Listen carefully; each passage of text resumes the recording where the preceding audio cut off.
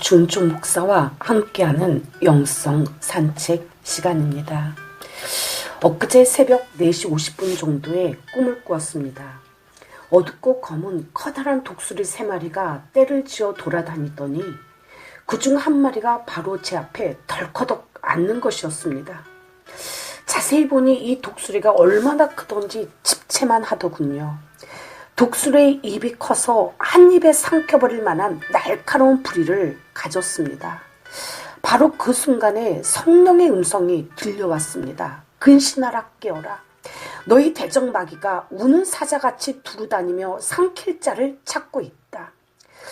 그 순간에 그 새벽에 얼마나 놀래서 잠에서 깨어 일어났는지 오전 시간 내내 기도와 말씀에 전념하였습니다. 그랬더니 영이 환하고 맑아지면서 마음이 평안해졌습니다. 성도들 한 사람 한 사람 이름을 불러가며 기도를 하였습니다. 우리 우재는 12월 15일 날 전문대학교 2차 합격자 발표가 있는데 전문대를 3군데를 지원을 하였죠. 그런데 등수가 후보 180등입니다. 그러니 안 봐도 뻔하죠. 15일 날 합격자 발표에 3군데가 다 떨어질 것이 불보듯 뻔했습니다. 그런데 3군데 다 떨어지고 나면 과연 이번 주부터 교회에 나올까요? 또 한 성도는 용인에서 매주 이곳 서울 강서구까지 주일 예배를 드리러 왔다 갔다 하였습니다. 그런데 그것도 안 드린 지가 3주가 훨씬 넘어갔죠. 그러다 보니 자연스레 서울 신림동에서 용인까지 매주 한 주도 빼놓지 않고 안춘순 목사님께 예배를 드리러 가는 윤형수 청년과 안춘순 목사님 기도가 저절로 간절하게 나왔습니다. 그 믿음이 약한 윤형수 성도도 참 대단하다. 어떻게 신림동에서 용인까지 매주 예배를 드리러 가냐. 동시에 우리 귀한 유해열 성도를 위해서도 정말 처절하고 간절하게 기도를 하였죠. 세상에나. 바로 오늘 주일 오전 예배에 우재가 나왔습니다. 우재야, 너 어떻게 되었냐? 12월 15일 날 합격자 발표 어떻게 되었어? 떨어졌지? 그러자 우재가 시원하게 대답을 하였습니다. 목사님, 3군데 다 떨어졌어요. 근데도 교회 나왔냐? 목사님, 제 신앙은 이런 거에 전혀 영향을 안 받아요. 하나님께 당연히 예배를 드리러 나와야죠. 그래 우재야, 박창성 목사님께서 자신이 일하는 현장으로 우재 너를 데리고 다니면서 알려주고 싶단다. 한번 통화해봐. 그랬더니 우재가 네, 통화를 하겠습니다. 라고 대답을 하더군요.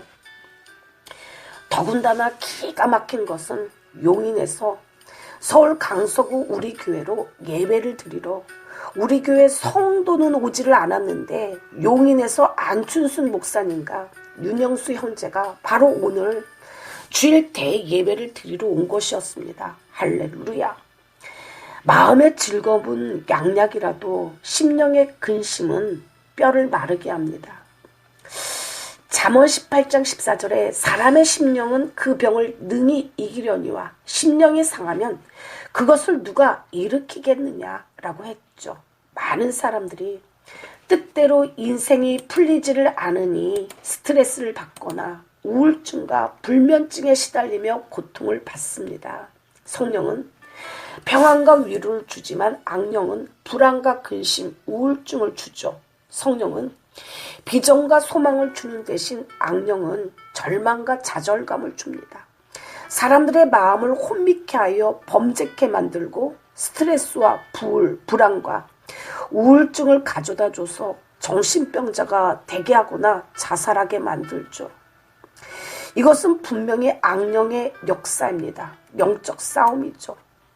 사람의 피 속에는 적혈구와 백혈구가 있는데 적혈구는 우리가 고등학교 때 생물 시간에 배운 대로 산소를 공급하는데 산소가 결핍되면 죽습니다.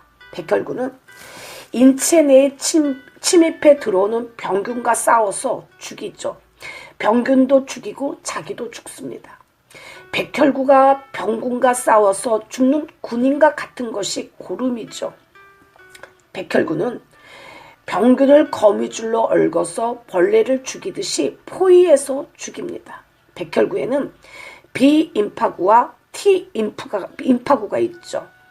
B임파구는 보통 병균을 죽이고 T임파구는 암세포를 죽입니다. 이 T임파구가 암세포를 죽이는 독소를 만들어내는데 T임파구가 약해지거나 재구실을 못하면 암세포를 죽이지 못해 암병에 걸리게 되죠. 그런데 이 T임파구를 강하게 해주는 것이 엔돌핀입니다. 이 엔돌핀은 마음이 편하고 기쁠 때 쏟아져 나오고 불안과 근심과 두려워하면 인체에 해를 주는 에드레날린이라는 호르몬이 생산되죠. 그러므로 마음을 평안하게 하고 기뻐하는 것이 얼마나 중요한지 모릅니다. 그런데 많은 크리스찬들이 압박감 때문에 위축이 돼서 기뻐하는데 실패합니다. 인생이 그렇게 재미가 없고 게을러지죠. 무기력합니다. 삶의 소망이 없어지고 삶의 패턴도 느슨해지고 자꾸만 눕고 싶습니다. 근데 웃긴 것은 기도하기가 그렇게 싫어집니다. 머리도 아프고 이유 없이 우울하고 팔다리도 쑤시고 괴로운데 직장에서 힘들었다고 삶이 버거웠다고 그렇게 기도 생활이 지치고 싫습니다. 많은 크리스찬들이 하나님을 섬기는데 실패하기 때문에 스트레스를 받죠. 그러면서 사단은 그의 생각에 집을 짓고 하나님을 놓치게 만들어버립니다. 우리가 염려와 근심에 짓눌려 평화와 기쁨을 잃어버린다면 우리는 결코 자족하고 행복한 생활, 보람 있는 생활을 할 수가 없죠. 짜증만 납니다. 분노와 미움이 얼마나 쌓이는지 모릅니다. 그러나 하나님은 우리가 염려와 근심에 짓눌려 도적질 당하고 죽임을 당하고 멸망을 당하는 처지에 놓이기를 원치 아니하십니다. 이를 근원적으로 잃은 하나님의 것이죠. 성경은 이를 행하시는 하나님, 그것을 지어 성취하는 여호와라고 분명하게 말씀하십니다. 이를 행하시고 이를 지어 성취하시는 분은 천지를 지으신 하나님이십니다. 기도란 마치 인생의 부둣가에 대어놓은 하나님의 배에 짐을 실는 것과 같죠. 그 배를 운행하시는 분은 하나님이십니다. 그 배에 실린 짐을 책임져 주시는 분도 아버지죠. 이 때문에 저는 기도할 때마다 하나님의 배에 제 짐을 실은 후 그 배를 떠나보내는 것을 그려봅니다. 내 짐을 여호와께 맡겨버려라. 너를 붙드시고 의인의 요동함을 영영히 허락지 아니하시리로다. 다같이 오늘 본문 말씀인 베드로전서 5장 6절 7절을 큰 소리로 읽습니다. 그러므로 하나님의 능하신 손 아래에서 겸손하라. 때가 되면 너희를 높이시리라. 너희 염려를 다 주께 맡기라. 이는 그가 너희를 돌보심이라. 하나님의 치유를 받으려면 우리의 염려를 하나님께 맡겨야 합니다. 본문에 너희 염려를 다 주께 맡겨버리라 라고 했는데 영어 성경에는 cast on your care upon him, 즉 던져버리라 라는 뜻입니다. 염려의 보따리는 하나님께 던져버려야 하나님이 맡아주십니다. 왜냐하면 하나님이 우리를 보살펴 주시기 때문이죠. 하나님의 능하신 손 아래에서, 이 능하신 손은 신약에서 이곳만 나오지만 구약에서는 하나님이 이스라엘을 악의 세력으로부터 구원하시고 보호하시는 것과 관련해서 자주 묘사되고 있습니다. 참된 그리스도인의 태도는 부정적 자포자기나 체념이 아니라 겸손에 대한 표현으로서 자신과 나의 모든 염려를 하나님께 전적으로 맡겨야 합니다. 이는 헬라어로 아우토멜레이라는 직역하면 염려가 그에게 있다, 염려가 하나님께 있다라는 말씀입니다. 이처럼 염려를 주께 맡기는 자는 주님의 돌보심을 받습니다. 여호와께서 저희를 도와 건지시되 악인에게서 건져 구원하심은 그를 의지한 영고로다. 하나님을 의지했기 때문에 하나님이 저를 악인에게서 건져 주십니다. 많은 사람들이 의사를 의지하고 변호사를 의지하고 친구를 의지하면서도 하나님을 확실하게 의지하지 않고 있습니다.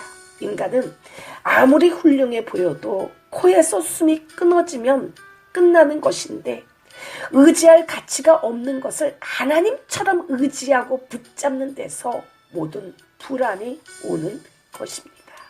이 시간에 평화의 노래, 나 어느 날 괴로워서 눈물로써 아뢰일 때 주님께서 나의 맘 아시고 위로하여 주셨네. 한 곡 올려드립니다.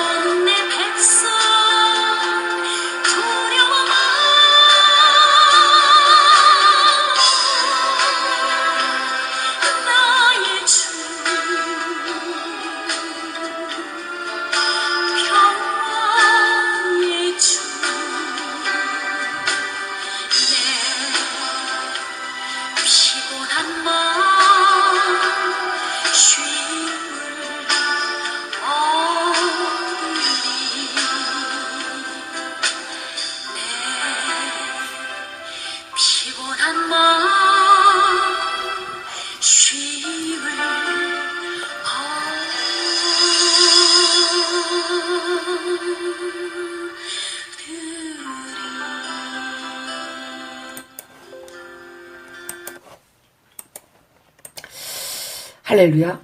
우리가 사는 세상은 보이는 세상과 보이지 않는 세상이 있습니다. 보이지 않는 세상은 영계, 즉 영적 세계라고 합니다. 우리가 근심과 염려에 사로잡히는 것은 참된 생명과 능력과 축복의 근원이 되시는 하나님을 바라보지 못하게 하고 그분에게서 멀어지게 하고자 하는 대적 마귀의 악한 괴계이죠. 사람이 절망하는 것보다 더 큰 비극은 없습니다. 절망하여 부정적이고 파괴적인 사람을 사단은 우는 사자같이 두루다니며 삼킬 자를 찾습니다. 입술이 부정적이고 생각이 우울한 사람을 찾고 있는 것이죠. 사단은 쉬지 않고 돌아다닙니다. 마귀의 이미지는 원래 땅에 두루 돌아다니고 있는 존재로 욥기 1장 7절에서 그려지죠. 여기에서 마귀를 우는 사자에 비유한 것은 마귀의 싸나움과 공격적인 힘을 나타내고자 한 것으로 마귀의 교활함을 나타내고자 할 때는 뱀에 비유하죠.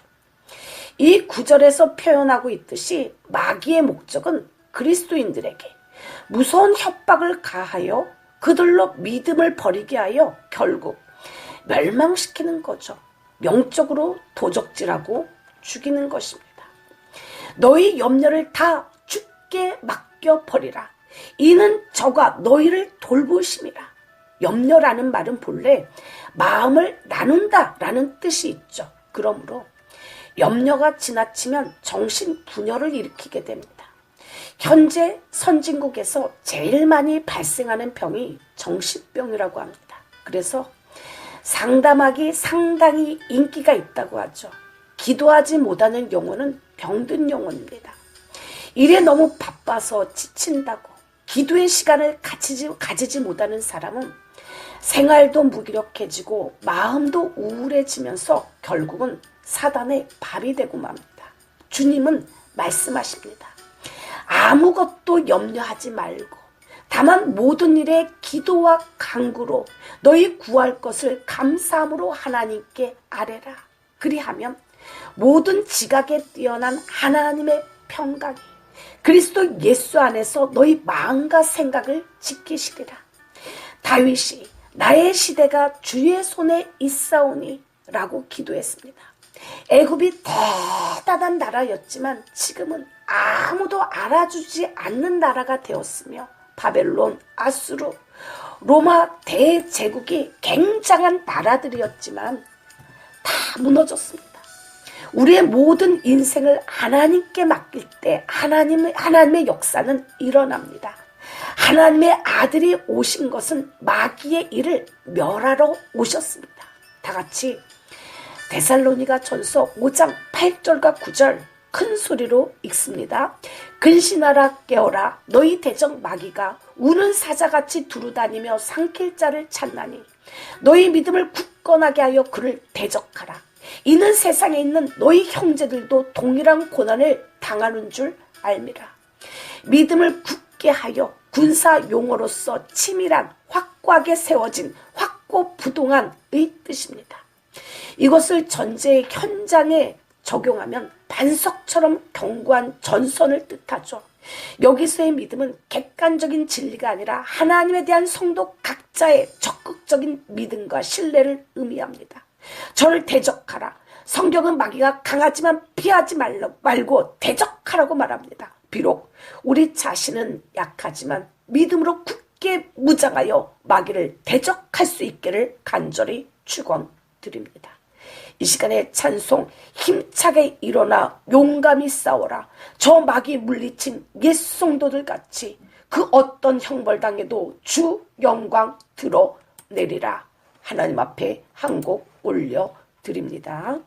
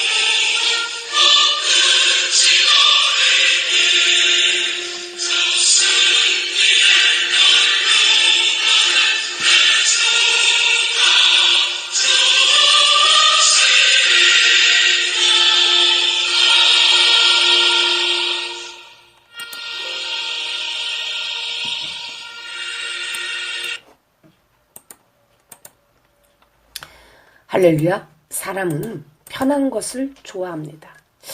세상을 편안하게 살아가고 안일하게 살고 고생 없이 살아가는 것이 복이라고 생각하죠. 그래서 부모들이 자식에게 고생시키지 않으려고 애를 많이 쓰고 재산을 한 푼이라도 더 물려주려고 안간힘을 씁니다.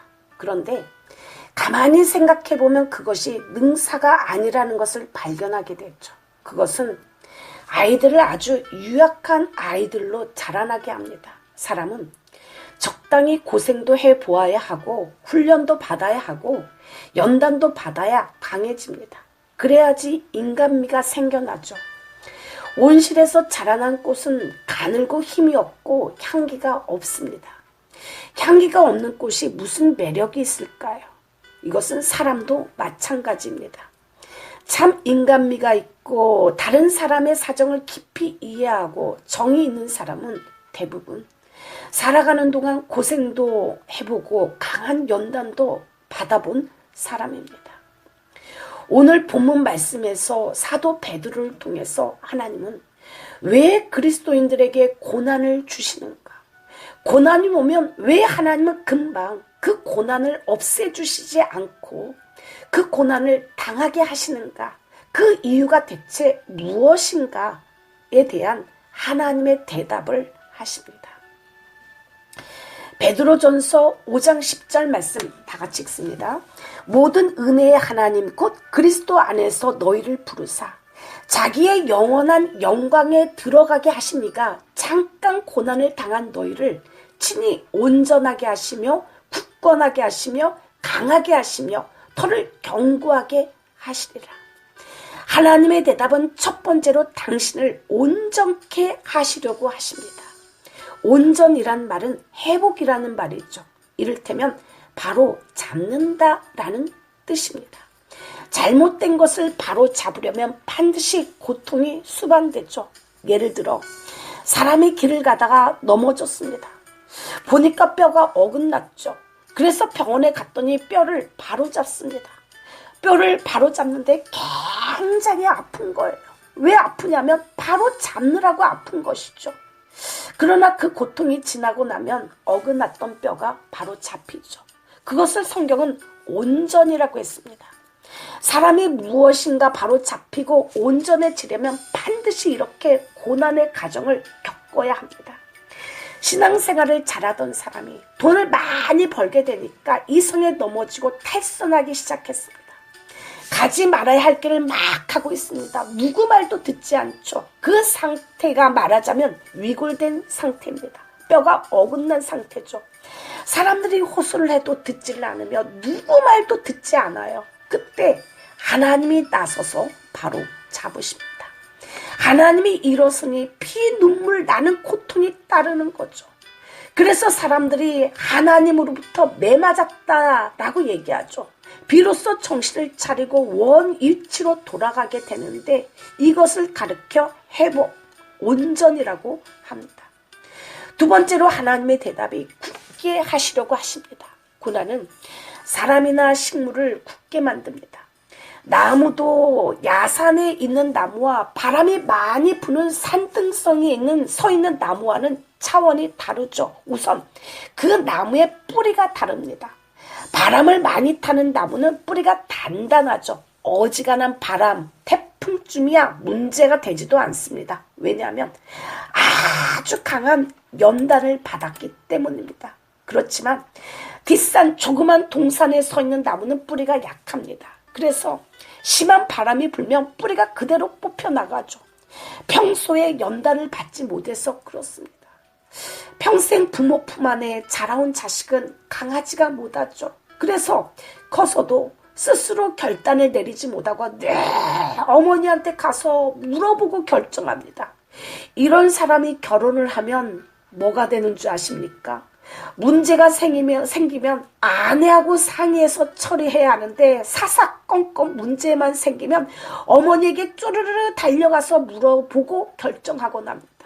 이런 아들을 우리는 일컬어서 마마보이라고 하죠. 오늘날 이런 아들들이 많습니다.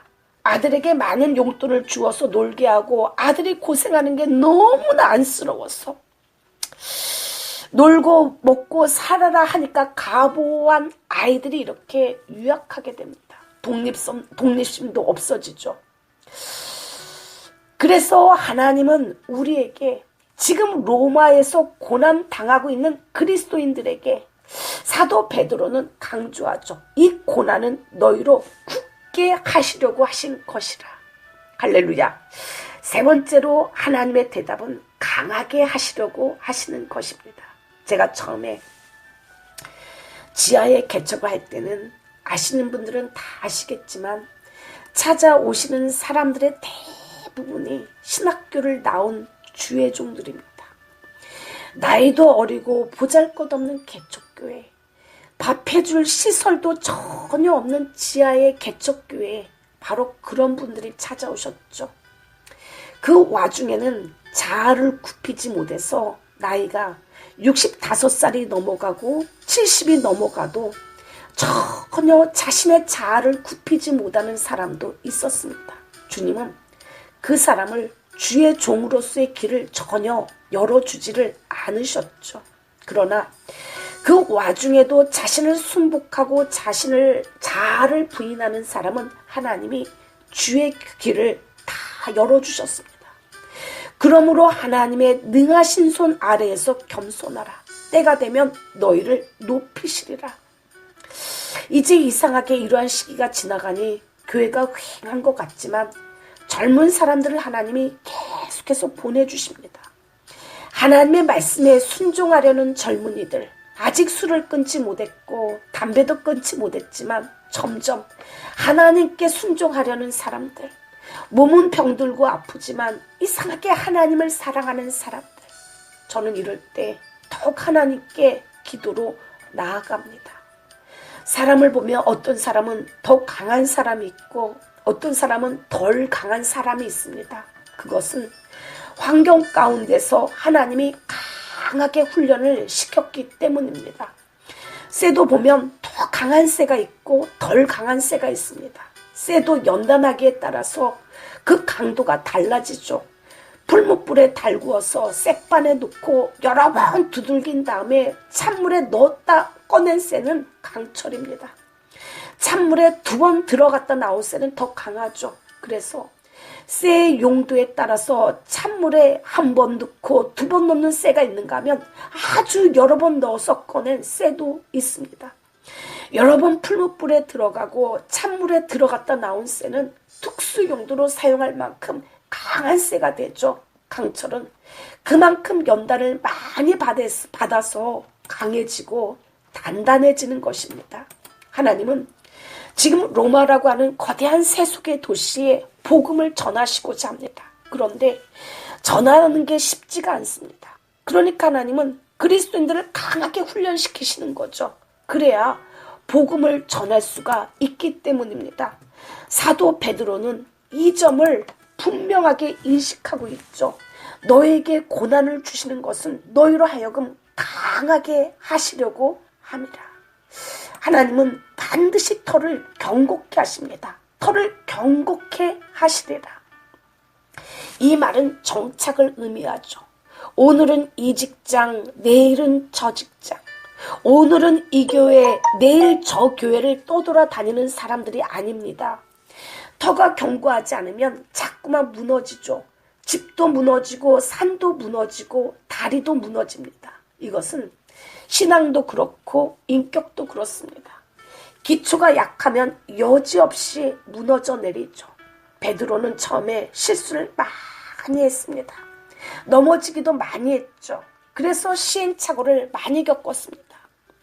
그러다가 마침내 강한 사람이 되었죠. 그때 예수님이 베드로에게 말씀하시길 너도 나를 떠나려느냐 라고 묻죠. 그때 베드로는 대답하기를 주여 영생의 말씀이 주께 계심에 내가 어디로 가리이까. 그만큼 베드로가 견고해졌다는 것이죠. 지금 그리스도인들이 로마에서 참기 어려운 고난을 당하고 있습니다. 베드로는 그것을 연단이라고 했죠. 장차 로마를 복음화해야 하기 때문에 미리 연단하시기 위해서 고난을 주신 거라고 했습니다. 이것이 고난의 의미입니다. 모든 은혜의 하나님 곧 그리스도 안에서 너희를 부르사 자기의 영원한 영광에 들어가게 하시니가 잠깐 고난을 당한 너희를 친히 온전하게 하시며 굳건하게 하시며 강하게 하시며 터를 견고하게 하시리라. 주님, 불뭇불에 쇠붙이를 놓고 달구듯이 사정없이 두들겨 패주셔서 나를 온전케 하시며 굳건하게 하시며 강하게 하시며 터를 견고하게 하시니 감사를 드립니다. 이 모든 세대와 우리의 인생이 하나님의 손에 있음을 기억하게 하시고 모든 염려를 주께 맡기게 하소서. 하나님이 돌보실 것을 확신하게 하시고 하나님의 영원한 영광의 나라를 들어갈 것을 생각하고 잠깐의 육체로 살아있는 이 고통을 이겨내게 하여 주시옵소서. 예수 이름으로 기도를 올려드립니다. 이 시간에 주님의 강한 용사들 그리고 주님과 함께 담대히 나아가 한 곡 올려드립니다.